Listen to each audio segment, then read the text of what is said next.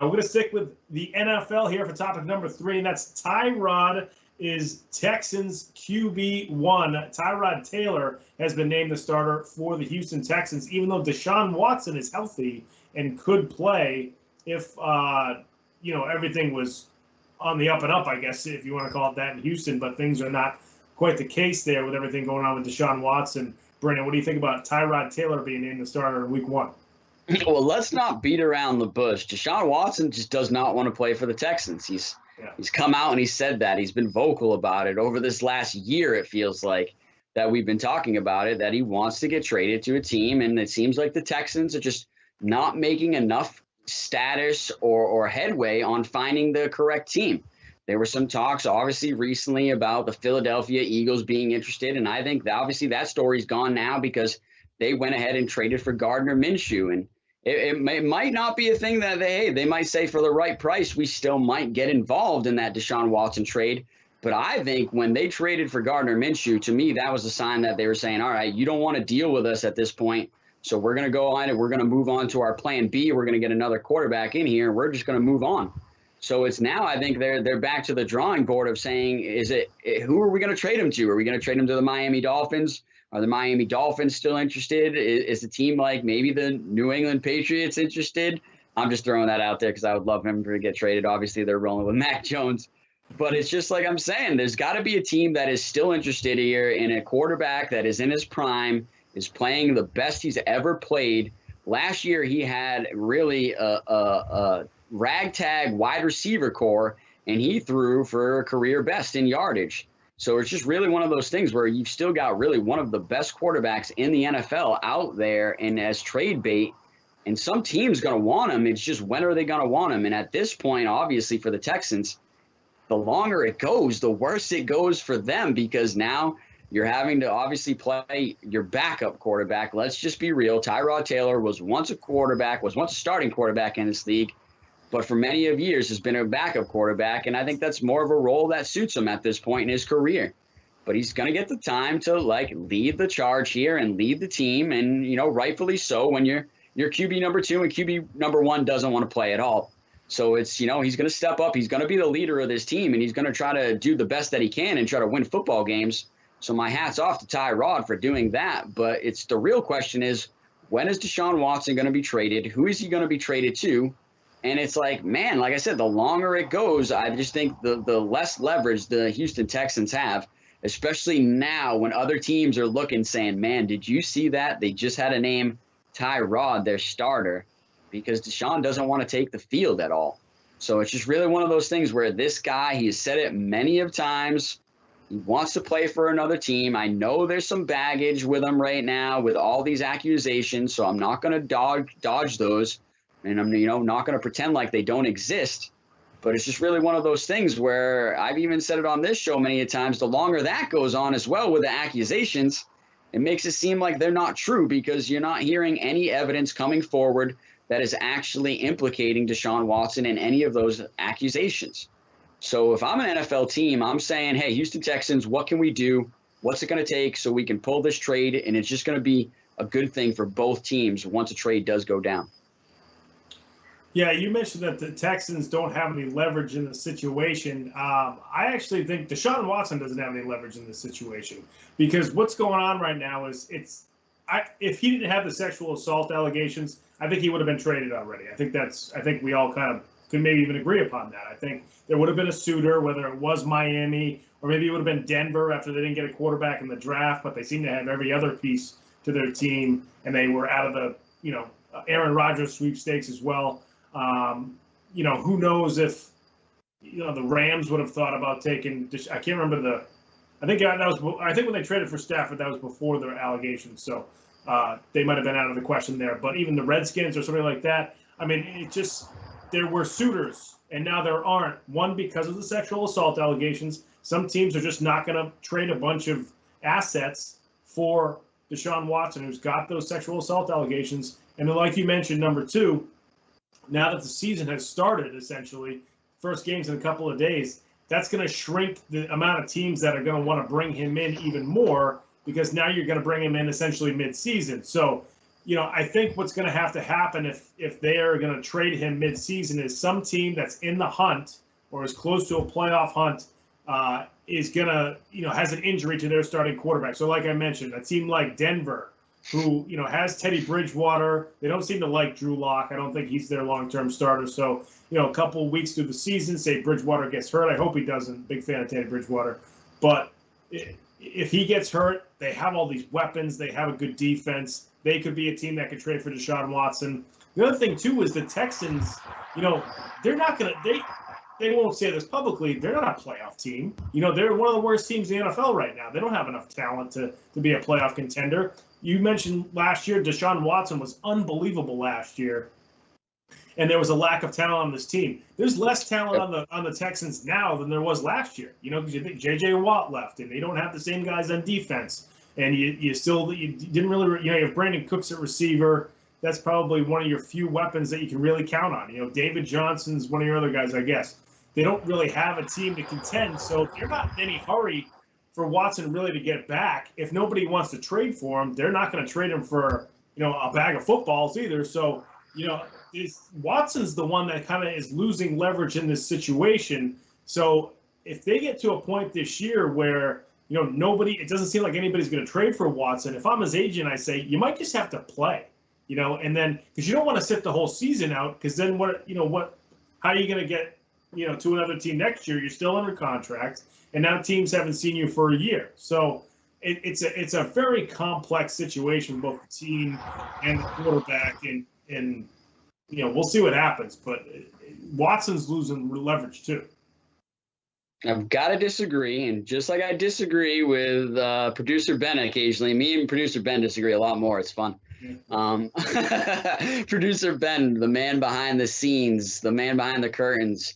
Give that man a follow on Twitter as well. Ben at Comeback Sports on Twitter. He tweets out a lot of great stuff as well and retweets a lot of good stuff. But yeah, no, I've got to disagree here. I've got to disagree. And here's the only thing why. And I say this, I think he still has plenty of leverage. He's 25 years old. He's 25 years old. If he wants to sit out the whole season, he'll still come back and only be 26 years old and still be in the prime of his career, still for another 5 or 6 years, arguably, maybe even more, considering how long these quarterbacks are playing right now, right? Aaron Rodgers is pretty old right now. Tom Brady's pretty old right now. It just seems like quarterbacks now are just getting better like wine, right? Aging with wine.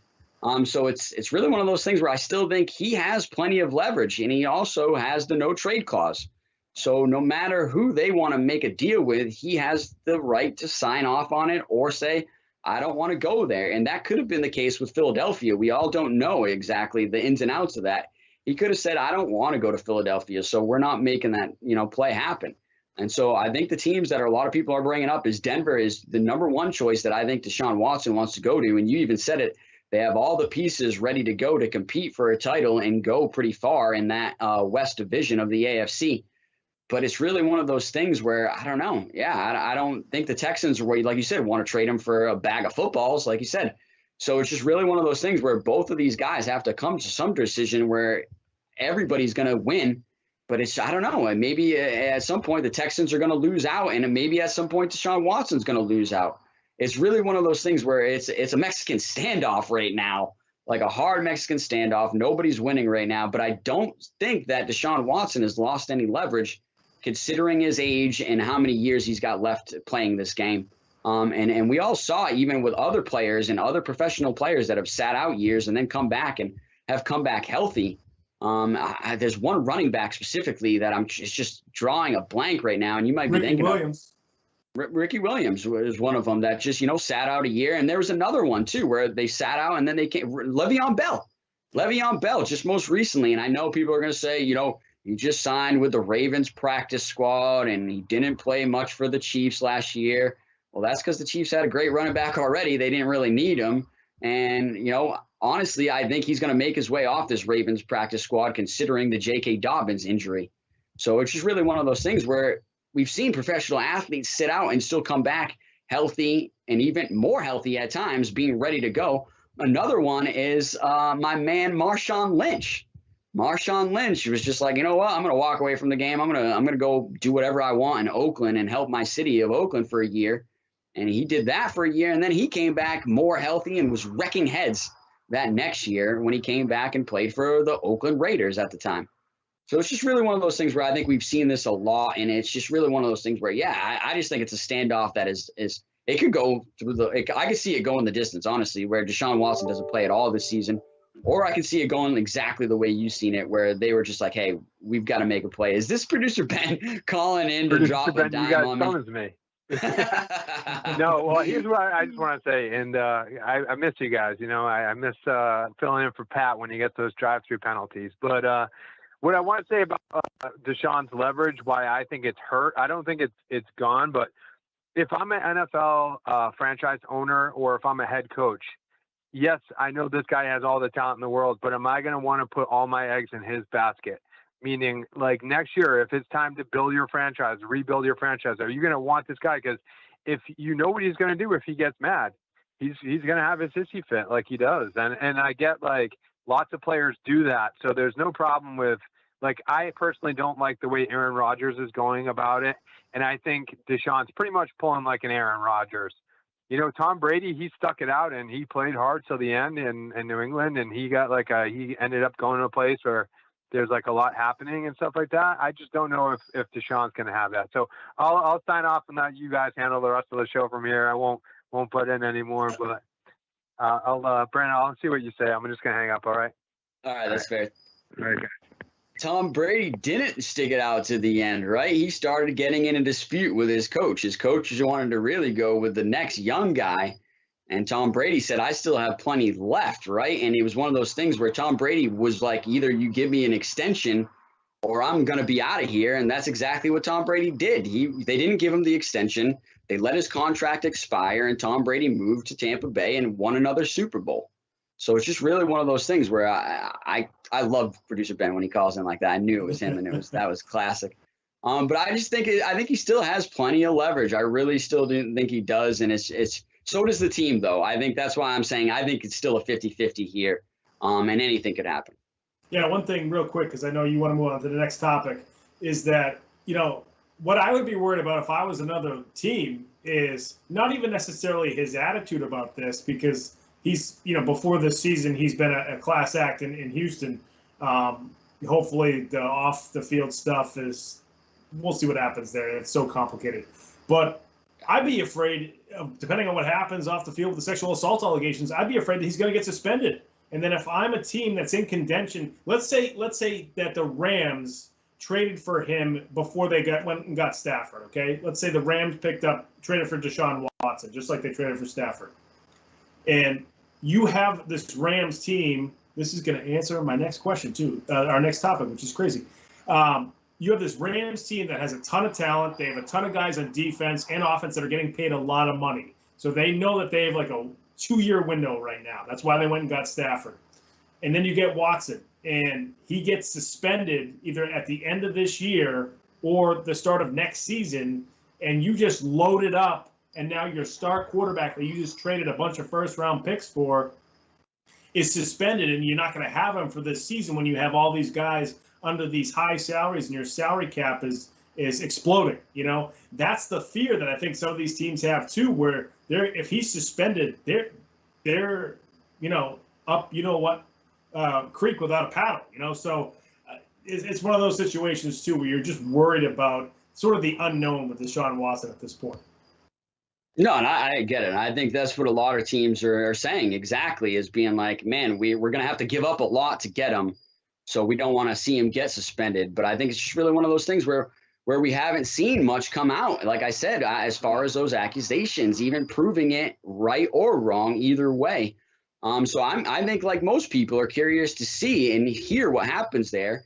But even so, let's say, like, and I'm going to go on more your side here. Let's say that the accusations are found false, but let's say the NFL still says, you know, maybe a little bit of conduct was wrong on his behalf and he still gets suspended like 3 or 4 games. That could still happen as well, because the way that the conduct rule is written at this point. So, yeah, there's still a lot of things that can happen. But quickly before we move on, I just want to answer producer Ben's other question about him calling him a crybaby, because that sounds like going back to Bowman. Tim Bowman, when we had to talk to Tim Bowman on this show, producer Ben, let's talk about who created this situation. It wasn't Deshaun Watson. It was a guy that got fired off of this organization, Coach Bill O'Brien and the general manager. Both of those guys are the two guys that created this situation that forced Deshaun Watson to react to this situation. And I'm pretty sure both are gone right now, right? The general manager got fired, and there's a new general manager, and there's a new coach at this point. So he's mad at the owner too, though. He's mad at Cal McNair. That's the big one. True, and he's not going anywhere.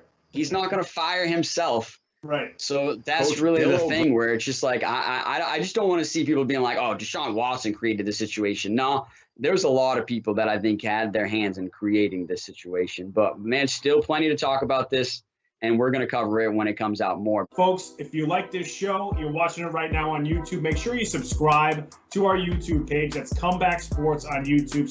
Subscribe to the channel, Comeback Sports. And then all the cut-ups that our awesome producer, Ben Kudo, puts together after the show, that'll all filter to your YouTube channel. You don't have to go search for it. It's just right there in your subscriptions.